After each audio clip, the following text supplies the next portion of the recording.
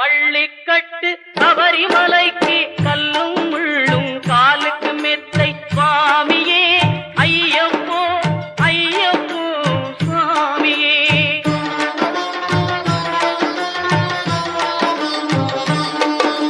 நெய்யபிஷேகம் சுவாமிக்கே கற்பூர தீபம் சுவாமிக்கே ஐயப்பன்மார்களும் கூறிக்கொண்டு ஐயனை நாடி சென்றிடுவார் சபரிமலைக்கு சென்றிடுவார்.